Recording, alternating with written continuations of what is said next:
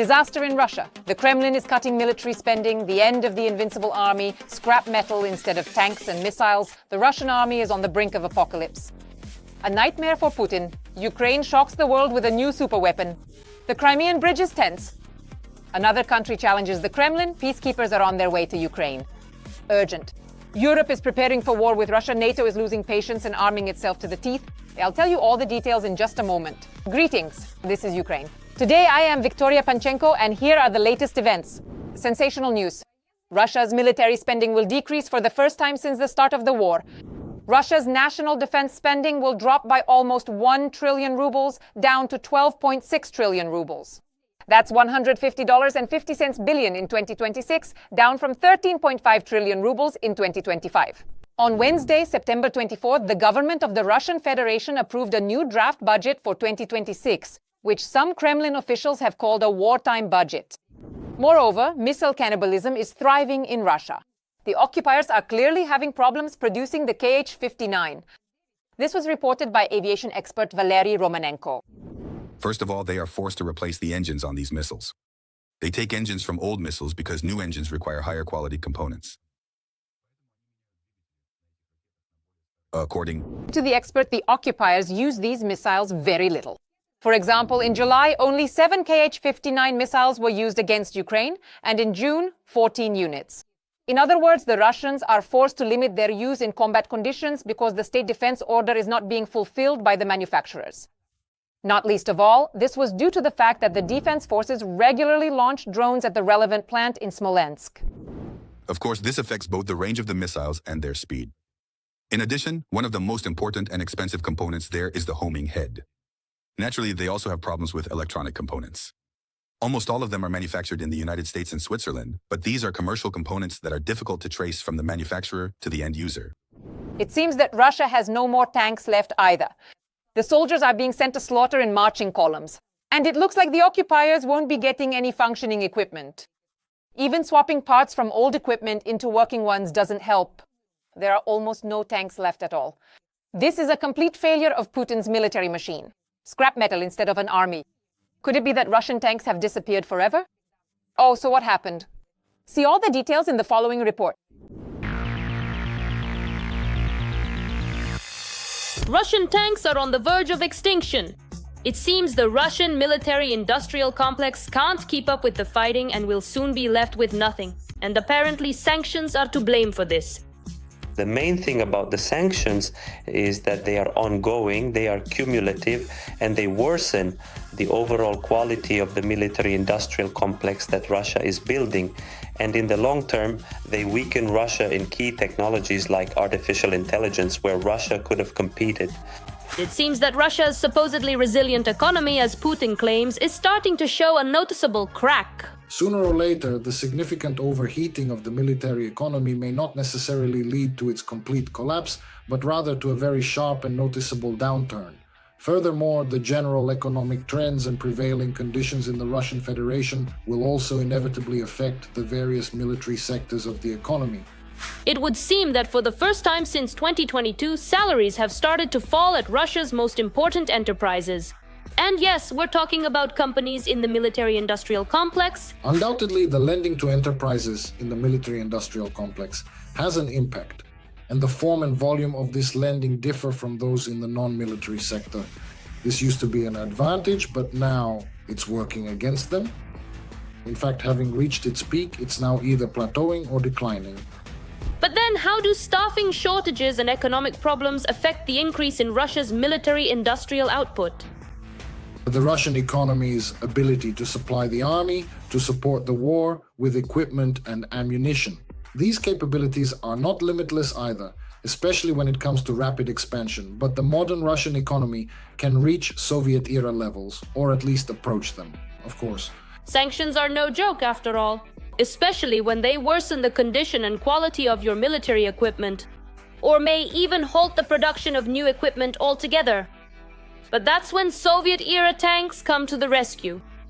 The focus shifted to restoring Soviet equipment, old Soviet equipment due to conservation. Restoration also involved overhauls and getting the equipment battle-ready again. But those resources aren't limitless either.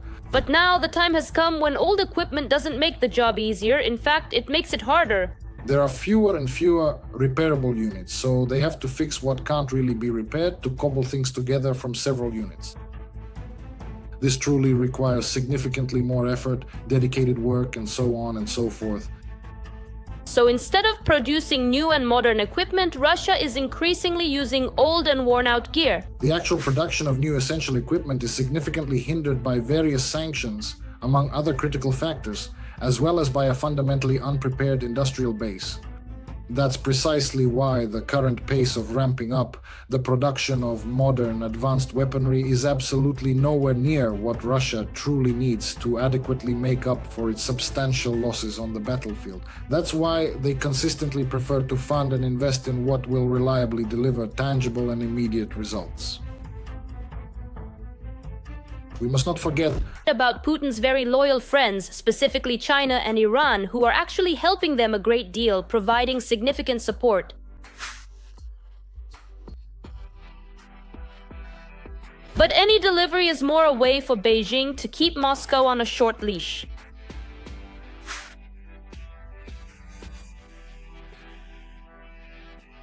at the very same time, the Chinese government is actively helping Moscow from a position of clear suzerainty. That's precisely why they consistently keep their hand firmly on the tap. If Moscow acts properly, they might open the tap, but In the end, what do we have as of today? It is known that in 2024, the military industry of the Russian Federation has reached the limits of its capabilities. But what are Russia's prospects now?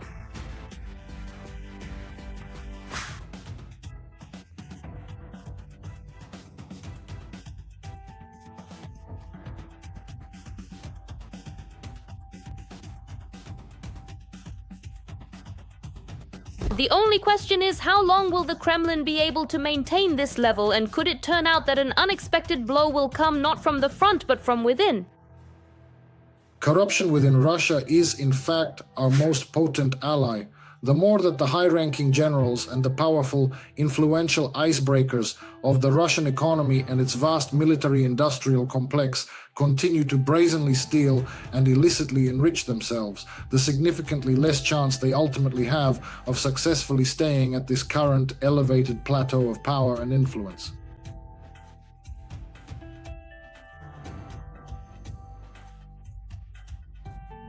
But of course, sanctions are only a small part of what can help Ukraine defend itself against the Russian Federation. Nevertheless, an important factor is also the increase in Ukrainian production of military weapons.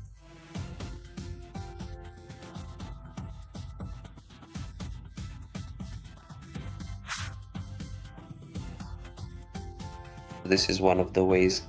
Sanctions are merely an alternative to weapons, but not a substitute for weapons.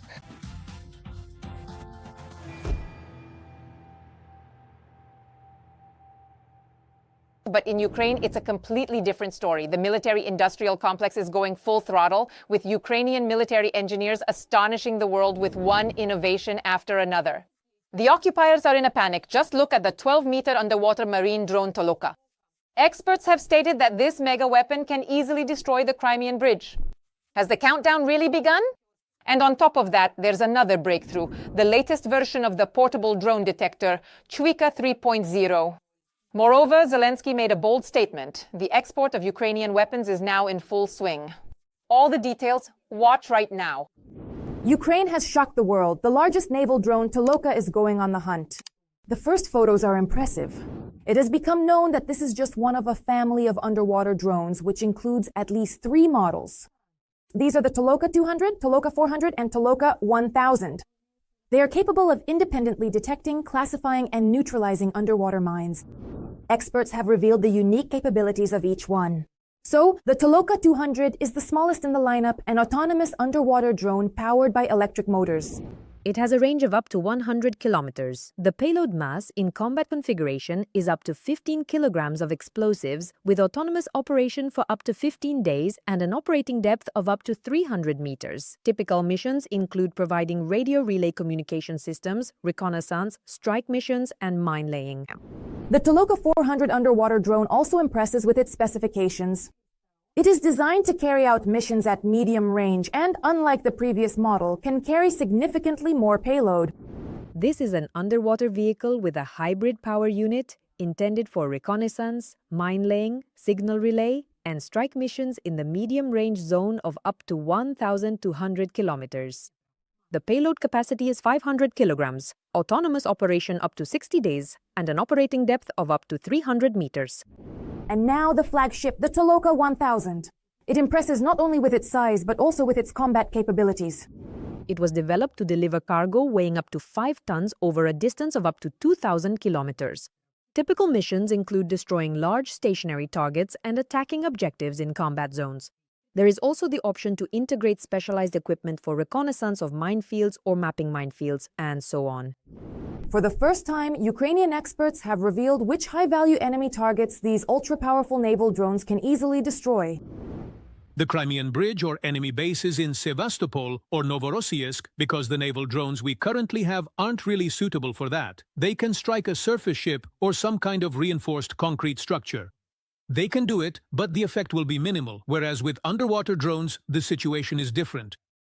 But the achievements of the Ukrainian defense industry don't end there. Our team has presented the latest version of the portable drone detector, Chuika 3.0. The device detects and intercepts the analog video signal from FPV drones to the operator. After being turned on, Chuika scans frequencies in 3 key bands in just 4.8 seconds, covering up to 95% of the most common FPV drone frequencies. It is known that Chuika also alerts defenders with an audio signal and is already in high demand among those on the front lines. The company, in turn, has reached a production rate of up to 3,000 units per month and plans to expand its manufacturing capacity. Bluebird is working on versions of Chuika for vehicles and bunkers, where the screen is separate and the remote unit with antennas is also separate, so that nothing interferes with signal reception. Work is also underway on detectors for identifying FPV drones in additional frequency ranges that the enemy could potentially use on the battlefield. Ukraine is partially opening up arms exports. President Volodymyr Zelensky made this statement after presenting a number of mega weapon prototypes. The device detects and intercepts the analog video signal from the FPV drone to its operator. After being turned on, Chuika scans frequencies in 3 key bands within 4.8 seconds, covering up to 95% of the most common FPV drone frequencies. It is planned to sell surplus Ukrainian weapons, which are abundant in warehouses, to allies in order to use the proceeds to finance the production of scarce drones. Bluebird is working on versions of Chuika for vehicles and bunkers, where the screen is separate and the external unit with antennas is also separate, so that nothing interferes with signal reception. Work is also underway on detectors for identifying FPV drones in additional frequency bands that the enemy could potentially use on the battlefield. Every voice matters. Join our community, support independent journalism, and help us bring you the truth from Ukraine. Become a member of Ukraine Today. Join us now. Europe is shocking Moscow not only with weapons, but also with the scale of its support for Ukraine. Another country is sending its army to help the armed forces of Ukraine. Allied troops are already on their way. Who dared to challenge Putin? Find out right now. Even more aid and support. The Ukrainian armed forces may receive reinforcements to fight against the Russian occupiers. The president of Indonesia stated that he is ready to send peacekeepers to Ukraine under the auspices of the United Nations once the appropriate decision is made by the UN. We will continue to serve wherever defenders of peace are needed. Not just with words, but with boots on the ground. If and when the UN Security Council and the General Assembly decide, Indonesia is ready to send 20,000 or even more of our sons and daughters to establish peace in Ukraine, Gaza, Sudan, Libya, and anywhere else peace needs to be ensured. This is, accordingly, a 20,000-strong contingent that Indonesia is ready to send. It is not sufficient to provide monitoring of the situation along the entire length of the Russian-Ukrainian front. The length of the Russian-Ukrainian front currently exceeds 1,200 kilometers. There is no reason to speak about the effectiveness of a peacekeeping mission, specifically a contingent of up to 20,000 personnel. This would be nothing more than a monitoring mission. Earlier, the president of the UN General Assembly, Annalena Baerbock, stated that she does not rule out the possibility of deploying UN peacekeeping forces in Ukraine to support ceasefire regimes and post-war recovery if the majority of member states agree to it. To organize the peacekeeping mission Podogi Dainata, several stages must be completed. The first is the familiarization stage, when a UN representative travels to the country and becomes acquainted with the military, economic, political, and religious aspects in the territory where the peacekeeping mission might be deployed. But most importantly, to deploy the Podogi Dainata peacekeeping mission, the consent of both sides of the conflict is required. That is, not only Ukraine, but also the Russian Federation. And this is actually the stumbling block. It's a dead end. For the Podogi Dayon peacekeeping mandate, budget approval is required. Again, the Russian Federation is one of the main sponsors of the United Nations, so to say that they would be interested in financing a peacekeeping operation at the expense of the Russian Federation's budget is not accurate. This does not reflect reality. Let us recall that on September 4th in Paris, a meeting of the Coalition of the Willing took place with the participation of President Zelensky, where possible future security guarantees for Ukraine were discussed, aimed at ensuring a just and lasting peace.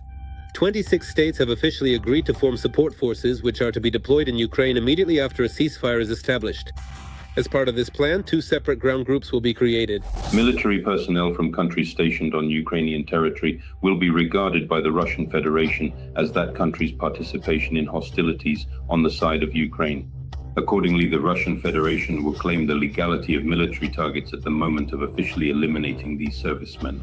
Meanwhile, Russian Foreign Minister Sergei Lavrov has already threatened that any European military contingents in Ukraine will become legitimate targets for Putin's army. Lavrov noted that their presence in Ukraine will be regarded by Russia as an occupation of the country by the West. He also added that the Russian Federation will not pay attention to the peacekeepers' flag. The Russian Federation is categorically opposed to the deployment of any foreign military contingent on the territory of Ukraine. This is essentially a cornerstone, a Rubicon they cannot cross. Accordingly, these discussions about the possible deployment of a peacekeeping contingent are merely political in nature. This statement is not backed by any concrete actions. Everything depends on the position of the Russian Federation.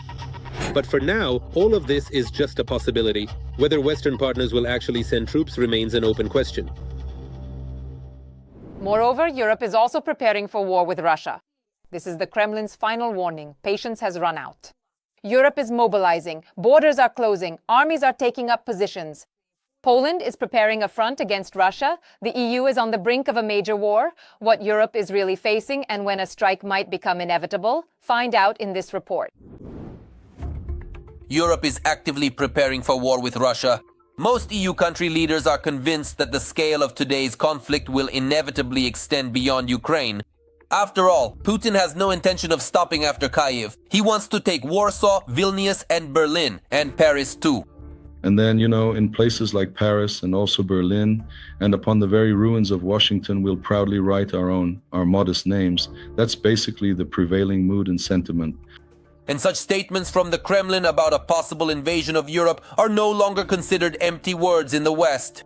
EU countries are actively preparing for a potential and even quite specific invasion. Moscow sees itself as being at war with the West as a whole, and that also includes NATO. Russia will see weakness as an invitation to go even further and to test NATO's complexity and resolve to defend every inch of its territory. The first to show their determination to stand up to the Kremlin occupiers, not just in words but in deeds, were the Baltic countries. Lithuania, Latvia, and Estonia are actively preparing for a possible invasion, bringing their military units to combat readiness. And they are strengthening defensive lines along the border with the Russian Federation everywhere. All NATO countries bordering Russia or Belarus are coming to the conclusion that, to deter a possible offensive, they need means that until recently were considered unacceptable. Along the entire length of the border with the Russian Federation, anti-tank hedgehogs, ditches, rows of barbed wire, and so-called dragon's teeth are appearing. It may seem almost ridiculous, but this is the only way to counter Putin's army. More unusual methods of defense are also emerging. In Lithuania, swamps along the border with Belarus were once drained. And now they say the swamps need to be refilled so that Russian tanks can't get through. And overall, they're right. Meanwhile, France is preparing not to defend itself, but to receive the wounded, many, many wounded. Official Paris is urgently inspecting hospitals to see if they can accommodate military personnel. The French authorities have calculated that a Kremlin attack on the North Atlantic Alliance will happen within 6 months. The French government has instructed medical institutions across the country to be prepared for large-scale military action in March 2026. This is reported with such precision by the French newspaper Le Figaro.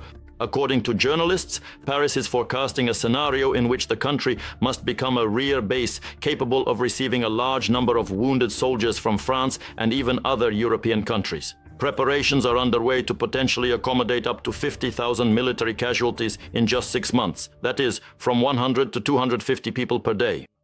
At the same time, the French authorities are actively preparing their air force for a possible invasion. Like most European countries, they are recruiting and urgently training more and more new volunteers. French society takes threats to the future very seriously and, so to speak, responsibly. For example, according to various surveys and statistics among young people, while the numbers vary, the majority, or rather not the overwhelming majority, but more than half of young people are already signing up, ready to serve in the military, even volunteering for military service. But in Germany, there are no lines of people eager to join the Bundeswehr. Local authorities admit that they are already experiencing a shortage of personnel. We need about 50 to 60,000 more soldiers than we currently have in the regular armed forces. Naturally, the question arises, will that be enough? I can only repeat, mandatory conscription into the army is not necessary for us right now. At the moment, we don't have the capacity. It's about barracks and training soldiers. Against this backdrop, anxiety is growing among the population in Europe. While Estonians are anxiously awaiting new provocations in the air from Russian MiGs, Poles, on whose territory Putin's drones and Shaheds have already repeatedly entered, are hastily fleeing the country. More and more of them are looking for housing abroad. According to Western real estate agencies, residents of Gdansk, Warsaw, and Krakow are actively relocating, particularly to Portugal and Spain. In the past month alone, the number of housing applications from Poles has at least tripled. Only 30% of those surveyed said they would want to leave Poland in the event of an attack. 70% are ready to stay. But what the real number will be, of course, we will only see if such an invasion begins or shelling starts. The fact that Poles have long been buying apartments in Spain, farther away from a possible attack on their country, is already a well-known fact. Meanwhile, the Polish authorities are actively investing money in their own bomb shelters. Their modernization and arrangement has become almost a top priority for many Polish cities. The country's security agencies have ordered nearly 4,000 buildings to be inspected for suitability as shelters. The government of the Republic has also allocated 5 billion zlotys. But as for the Germans, in the event of an attack from Russia, not only are they not planning to run anywhere, they aren't even in a hurry to go to municipal bomb shelters. In Germany, demand for the construction of private bunkers has soared. And it's all because of the same fear of a Russian attack on NATO countries. Thus, in January 2025, the number of requests for bunker construction design in Germany increased by half, according to Bild. A particularly large number of requests for personal bunkers from Germans came after the latest provocations by Putin. And today, the most popular among EU citizens are medium-sized private bunkers with an area of 30 square meters. The cost of each is approximately 30 to 50,000 euros. And what do you think about the problems of the Russian military-industrial complex? We look forward to your comments. Stay tuned for more updates on the main events. And don't forget to like For Peaceful Skies Above Your Head.